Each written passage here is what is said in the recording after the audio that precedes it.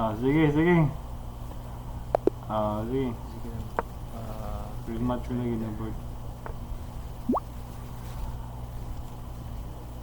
Go there. Okay. Parehara mo black ug white. Dipinsa man yung daan ng black. Okay ra gyapon. Black, okay ra. Oh.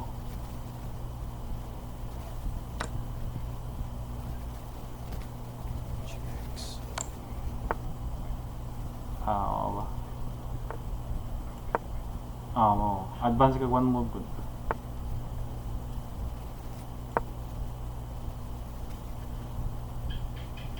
Go.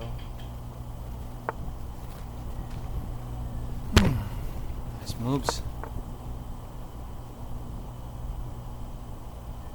Put some pressure. Indian ni gani mo ni siya kuan sagang sa kuan. Dipinsa daan, i-attack ra ko yung middle game in game. Horse is in the attack now. Gonna put some penetration here. Look. Let's put here, here, here. Getting a good maneuver there. Check, check. Gonna move there. It's not a problem there.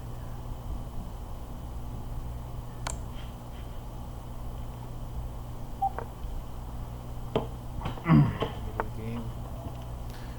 We are heading in the end game now, and situation getting good. Really good situation there. And his king is getting involved. It's evolution there. Yeah. Involvement from the king.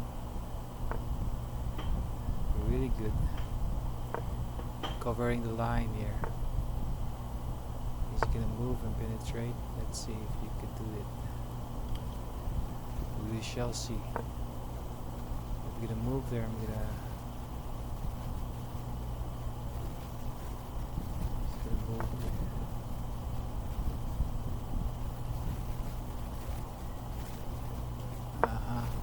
Move here.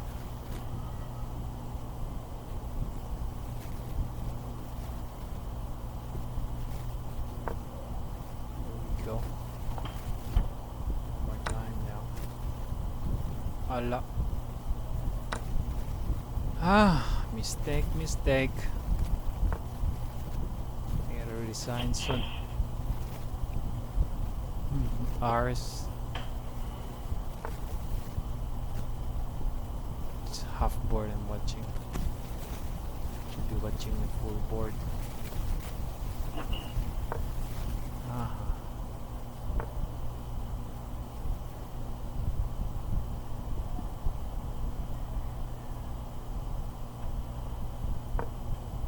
It's be hard now.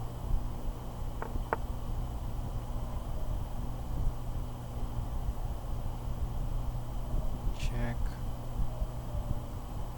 More moves.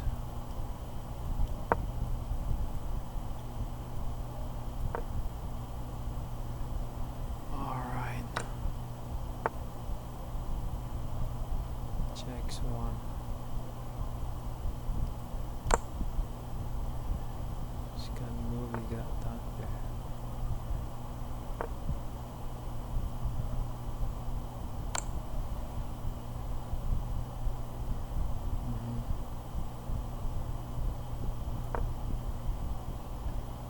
Checks. Here again, checks. It's eating all my officials. Oh no. Yeah.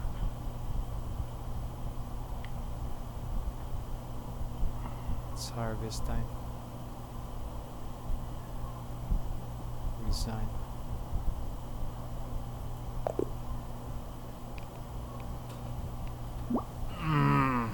Nice move. Thank you for watching.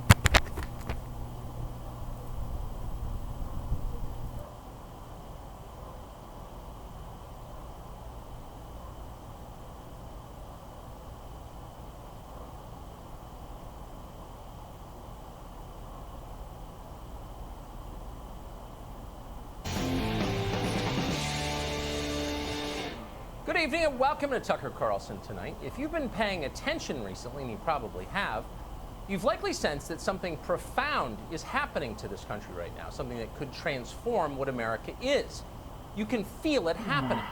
Our leaders deny it. Officials on both sides reassured us they're not planning wholesale changes to the country. They're just trying to fix specific problems.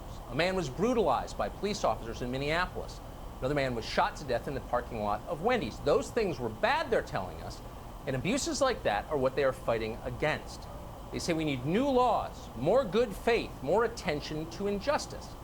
And that sounds right to most Americans. Americans are decent people. They want to do the right thing. Certainly Republicans in Congress appear to believe all of this, or maybe they're just so scared they pretend they believe it. Either way, just yesterday, the GOP leadership enthusiastically backed a law enforcement reform bill. They're proud of that. They seem to think that reining in the police will fix the underlying problems. And pretty soon we can all get back to living in 2014 again. Republicans appear to believe this is a policy debate. But Democrats know better than that. They don't lie to themselves. They understand there is a revolution in progress. The death of George Floyd may have sparked widespread outrage, sincere outrage, and they may share that outrage.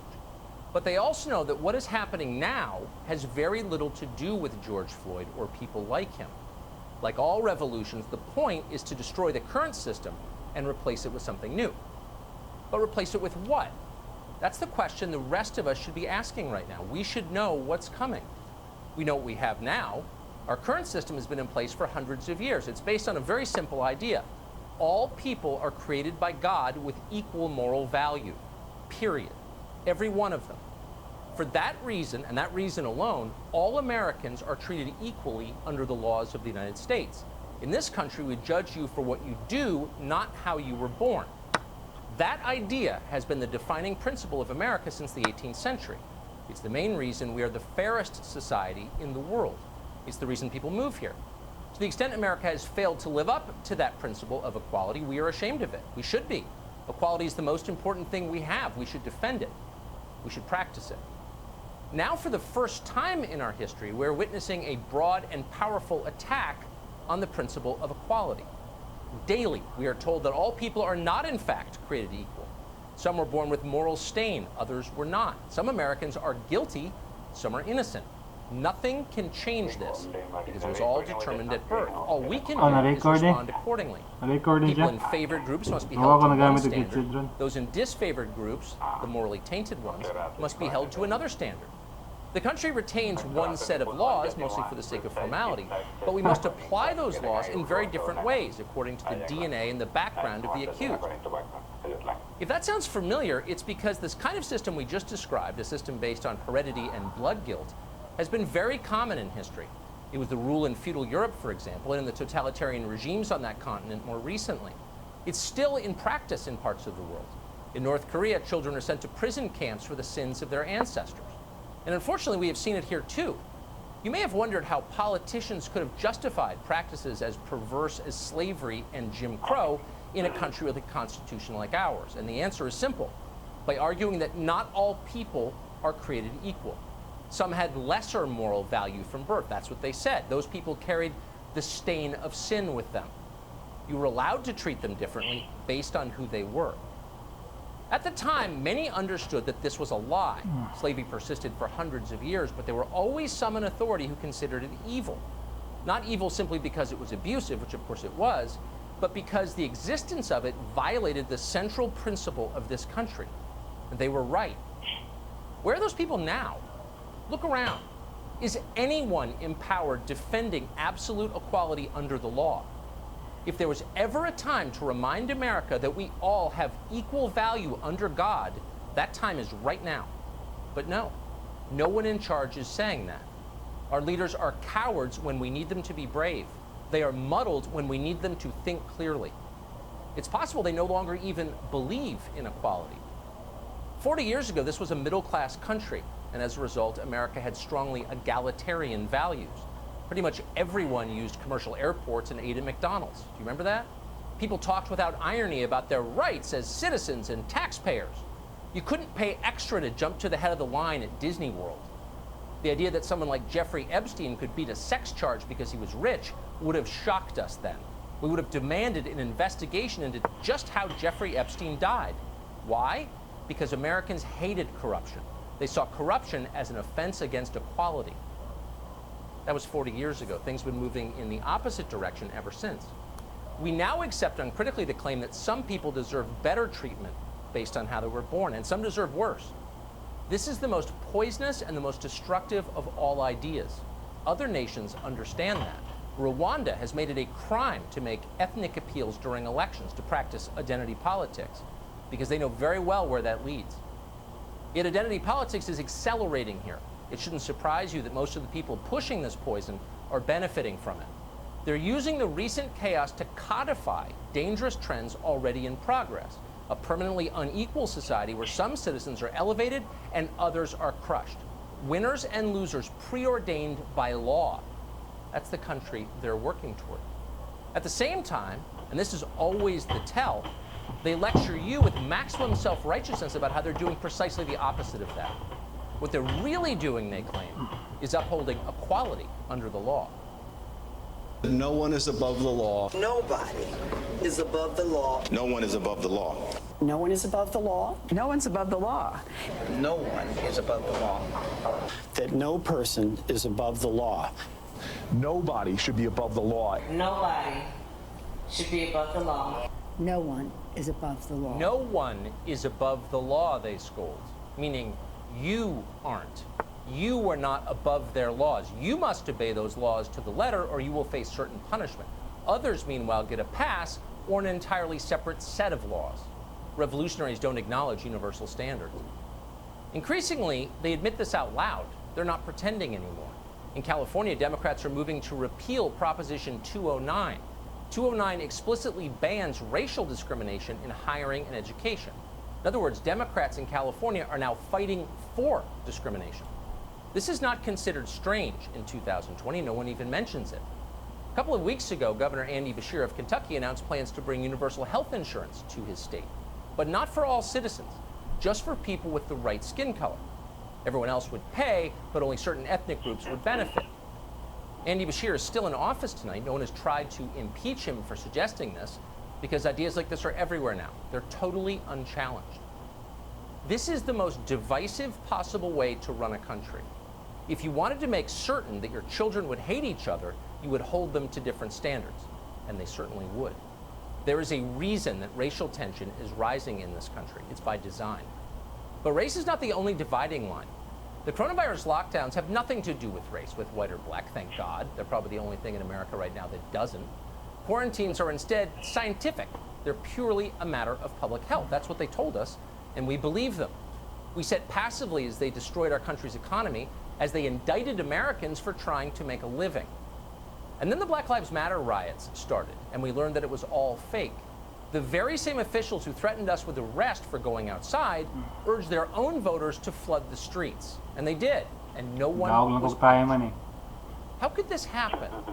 It was such a flagrant double standard, not even hidden, right in your face. They didn't try to explain it. They didn't bother to justify it. Why? Anyone familiar with totalitarian regimes can tell you exactly why and what's going on. This is ritual humiliation. Forcing people to accept mistreatment is a time-tested way to subdue them. Of course we're not treating you fairly, they're telling us. You don't deserve fairness. You deserve what you get. That's the message. And after a while, the population accepts this. Some believe it. They blame themselves. That's the goal. But we should never accept it. The promise of absolute equality under the law is all we have. Laws are designed to protect the weak, not the strong. At the moment, the people leading this revolution against our system are strong. That's why they're trying to subvert our laws. If they succeed, there will be nothing to protect the rest of us in this country. We cannot let them do that. In the United States of America, all of us are equal under the law. Period. Say that as loud as you can.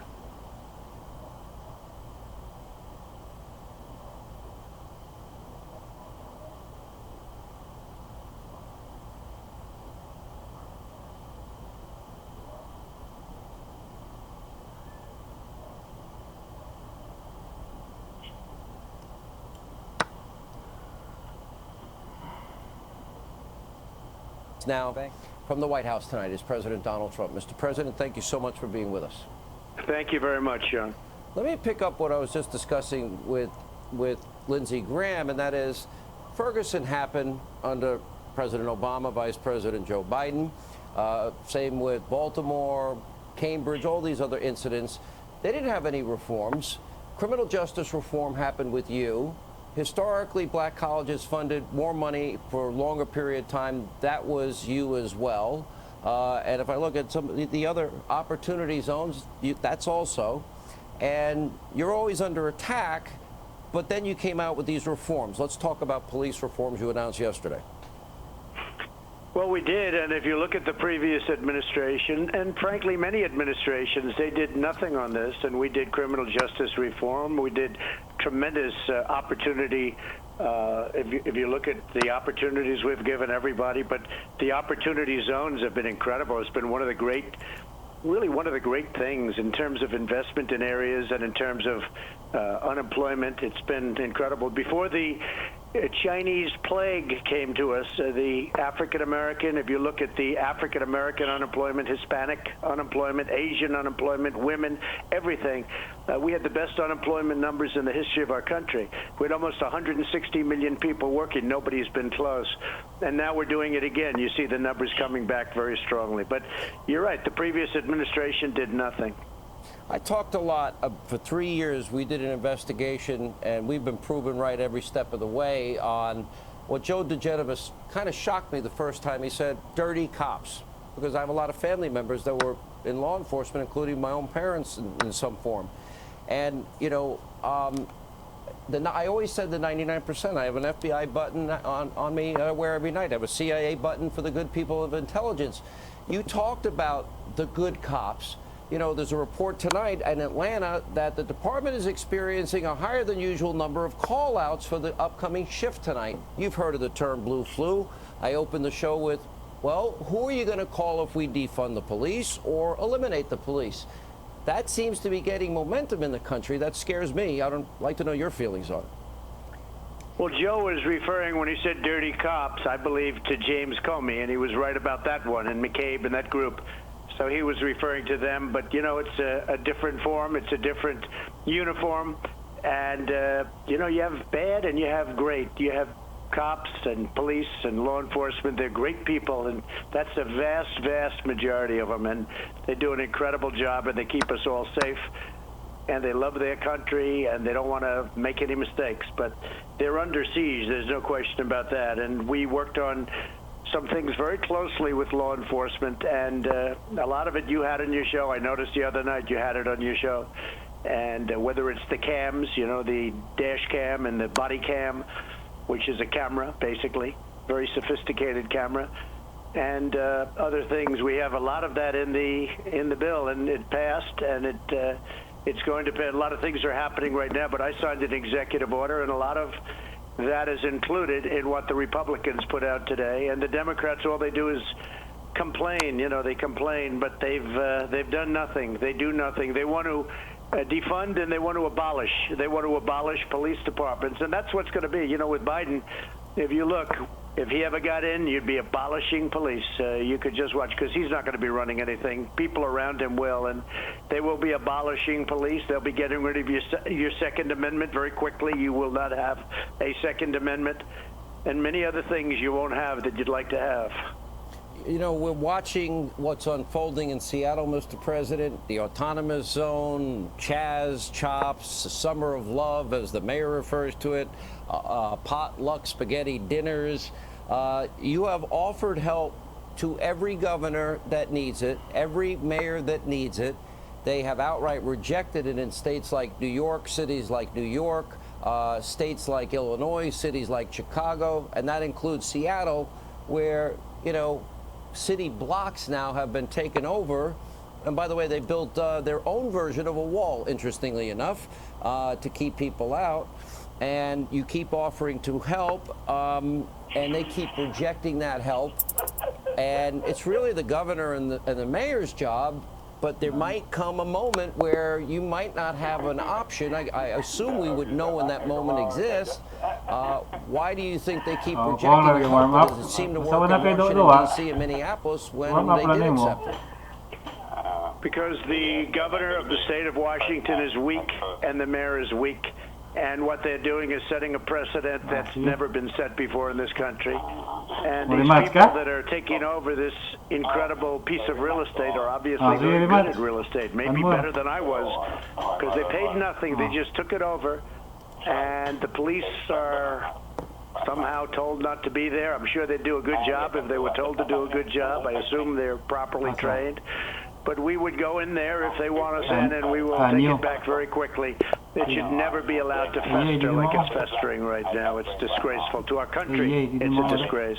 I-abort din ako. Let's Di talk dyan a nailangin. little bit about your reaction to the two Yeah, big cases. nalilid ko.